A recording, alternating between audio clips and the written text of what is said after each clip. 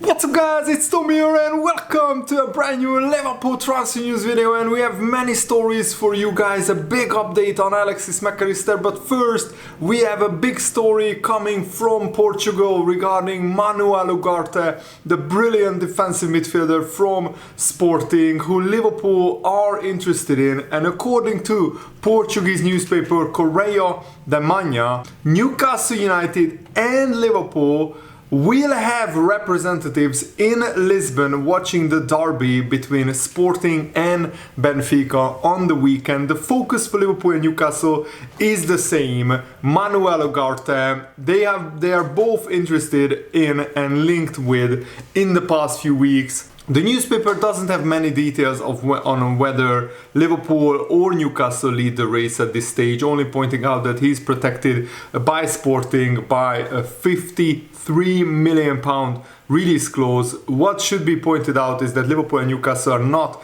the only clubs interested in Manuel Ugarte. On Wednesday, newspaper Abola featured a story about Aston Villa's contacts to sign Manuel Ugarte. They were quite optimistic about the possibility of his move to Aston Villa, claiming Unai Emery's side stand as the most likely destination for Manuel Ugarte at this time. So that may be a very good reason for Liverpool to hurry up with the talks to sign Manuel Ugarte. And I think for £50 million he would be a brilliant defensive midfielder, the heir to Fabinho's throne. And can we risk another season of Fabinho having an off-season that could lead to a disastrous season for Liverpool? Because we have nobody who can play that defensive midfield role very reliably and consistently if Fabinho gets a long-term injury or if he suffers another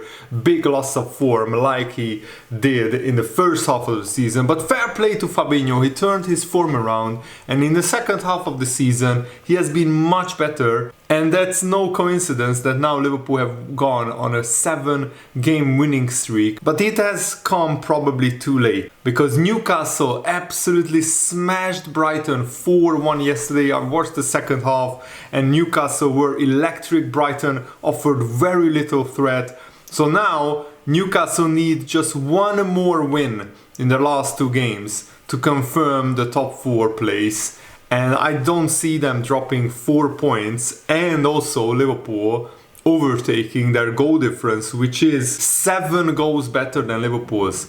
Newcastle have a 7 goal better goal difference. So basically, Newcastle need to lose both of their games or need to just get 1 point. Now, if Newcastle even get a draw in the last 2 games, and I mean the next game is against Leicester City, who looked absolutely dreadful against Liverpool, and I don't see Leicester getting even a draw against Newcastle, never mind a victory. Let me know, how do you see the top 4 race unfolding? I think this was always an outside chance for Liverpool because of how many points we had to make up. We were 12 points behind Newcastle and Man United after game week 30. And that's a very, very tall order in 8 game weeks to overtake both clubs. But now let's talk about Manuel Ugarte. The 22-year-old is very, very talented. He still has the best years ahead of him. And Liverpool already officially confirmed that James Milner, Naby Keita, Alexis Chamberlain will leave on free transfers this summer, and Bobby Firmino as well. So the next home game against Aston Villa will be a farewell appearance for all of these players. But Jurgen Klopp won't be able to sit on the Liverpool bench during the game, at least. After the game he can join the team with the lap of honours, but he got a 2-game suspension, 2-game ban basically, for his altercation with the 4th official against Arsenal, I think it was.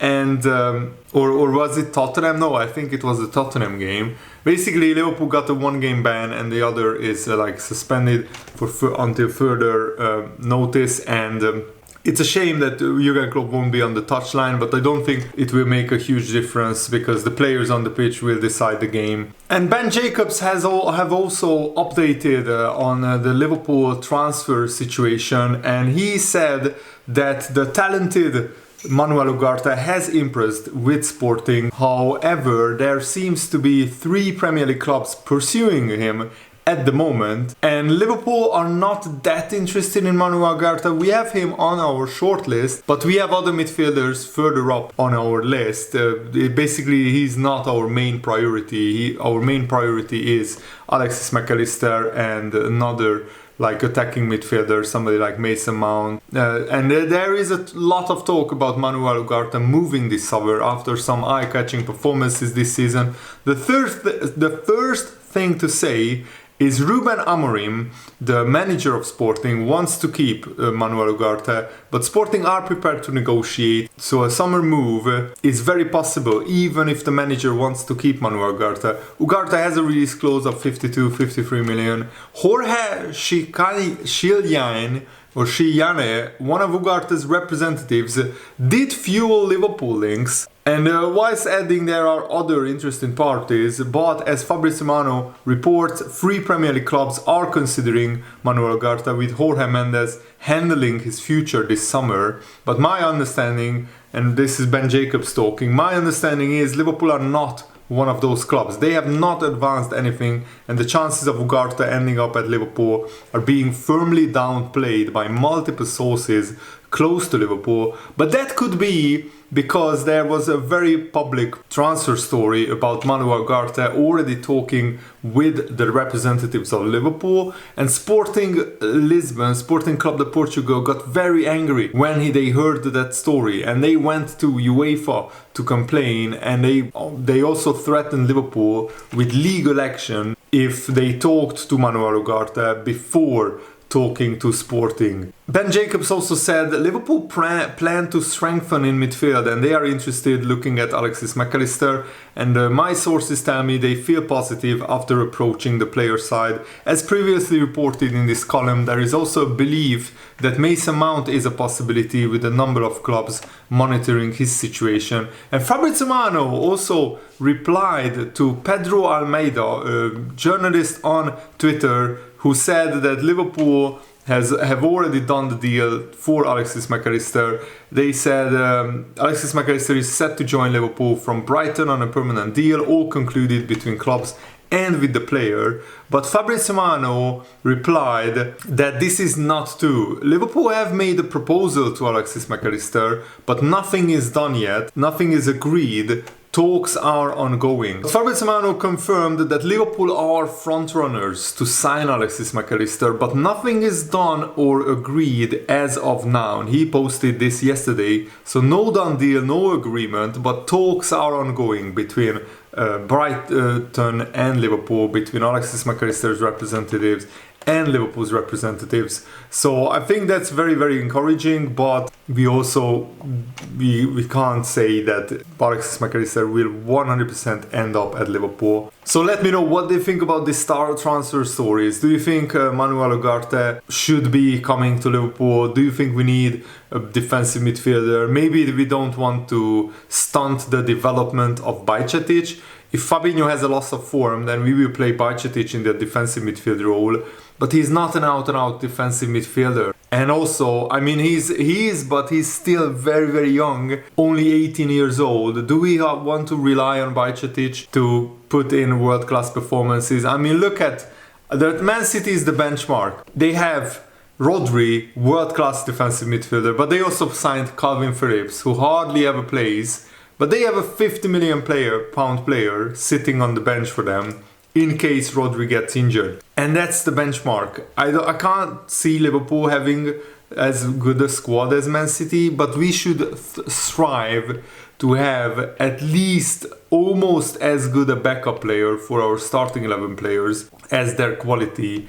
And of course, it's very, very difficult with the financial fair play rules that Liverpool are following and Man City are not. We are, of course, handicapped, and also we are only spending what we earn. But thankfully, with the stadium redevelopment being done and dusted, the owners promised Jurgen Klopp that he will have a big summer transfer budget. How big that is, that remains to be seen. Hopefully, it will be enough for Liverpool to challenge for the title or to go on a run deep into the Champions League. I think that's the bare minimum for next season. Liverpool should get to the semi-finals or the final of the Champions League, and Liverpool should finish in second or third place in the Premier League, but running Man City pretty close. Hopefully we can stay with them throughout the majority of the season.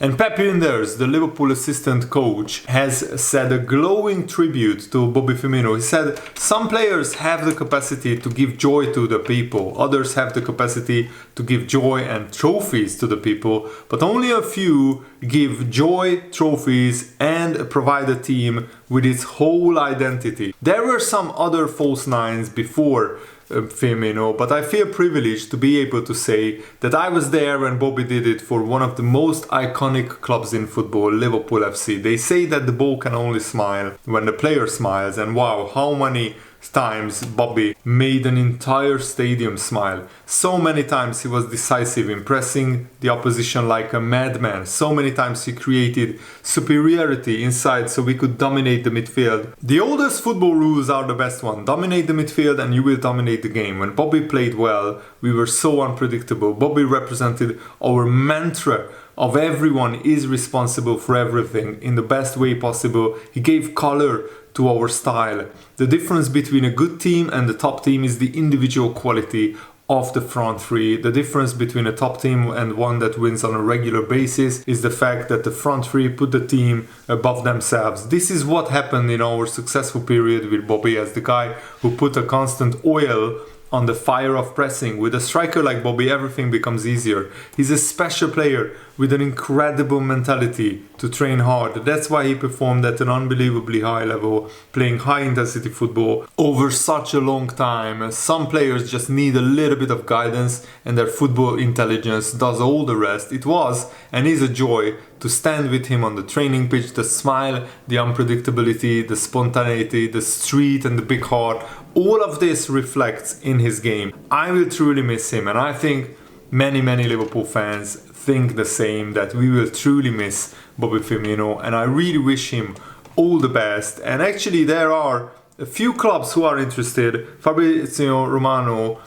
said that Barcelona are interested in Bobby Firmino, Real Madrid, and also some MLS clubs like St. Louis City, LAFC, and Inter Milan in the Serie A. I would love to see Bobby Firmino at a club like Barcelona, I will be honest, but I'm not sure if they are interested in him. I'm not sure Barcelona would be suited to Bobby Firmino's style, because he has a very unique style and very unique role he had in this Liverpool team.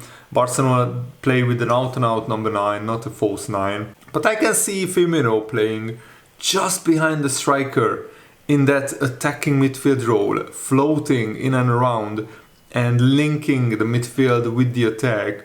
And sometimes even with Liverpool he played like an attacking midfielder, dropping deep, getting the ball and then driving forward. So I'm not sure which team would be suited to him, but I don't want Firmino to go to the USA. I want him to stay in Europe and play in the Serie A or La Liga. The Serie A would suit him as well, because it's a slower league, and probably with Firmino getting like 31, 32 years old, probably he can't handle the physicality of the Premier League in 1 or 2 years, but we will see where his career develops, and I'm sure I will follow him. Jordan Henderson also said that Liverpool won't have a rebuild this summer. He said, I don't think it's a rebuild, to be honest. I do think there will be new players coming in. A rebuild is changing an entire team, which I don't think we will be doing. I think we have a lot of core players in the team that will still be there and are still in great shape to compete and be successful. But yes, it will need freshening up, of course, with players leaving and trying to improve the team. I'm sure players will be coming in at some point to give us a boost and freshen things up a bit and hopefully put us in a good position come the first game of the season. It's always a challenge, especially at Liverpool. There will always be challenges for places and to play games. That is the case ever since I came to the club. Come pre-season, I will be ready for the challenge again. Motivation never changes really. It is always about improving, being better individually and as a team. Always new challenges come along, different things will happen, and you will have new challenges throughout the season.